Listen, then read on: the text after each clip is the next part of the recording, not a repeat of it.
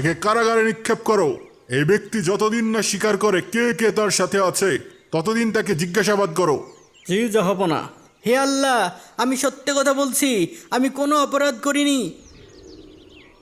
একটা কাজ 8জন শ্রমিক 10 দিনে করতে পারে।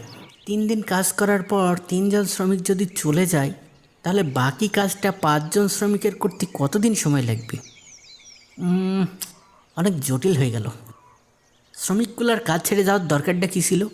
হে আল্লাহ, আমার ছেলেকে সাহায্য করো। আমার ছেলের কাজটা সহজ করে দাও আল্লাহ। আমার কলিজার টুকরা আলী যেন সব বিপদ আপদ থেকে রক্ষা পায় আল্লাহ। তার পথে যেন কোনো বাধা না আসে। তুমি তার সহায় হও আল্লাহ। আমিন। মা, সবসময় শুধু আমার জন্য দোয়া করলেই হবে? কাজও তো করতে হবে, তাই না? কাজ তো করতেই হবে, কিন্তু মায়ের দোয়ারও তো একটা শক্তি আছে। মায়ের দোয়া আল্লাহর দরবারে খুব তাড়াতাড়ি কবুল হয়। তা তো হয়, কিন্তু পরিশ্রম না করলে কি সফলতা আসে? এই জন্যই তো বলছি, ভালো করে কাজ শুরু কর বাবা। আমার তো বয়স হয়ে যাচ্ছি, তোর তো একটা বিয়ে শাদী দিতে হবে নাকি? আমি আর কয়দিন বাঁচবো বল? কি বলো এইসব? আমি কাজে গেলাম, ব্যবসার অনেক কাজ পড়ে আছে। ছেলে আমার লজ্জা পেয়ে গেছে। আল্লাহর নামে যাস বাবা। ঠিক আছে মা।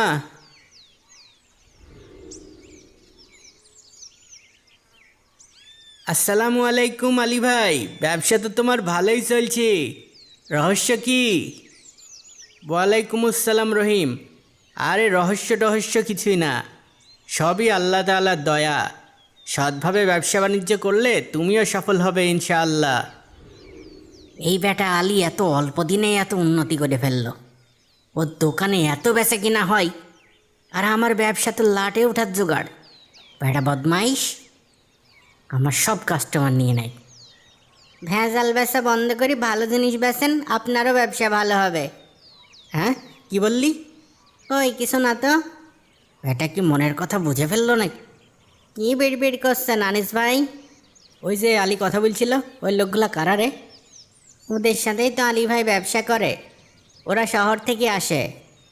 কি পাগল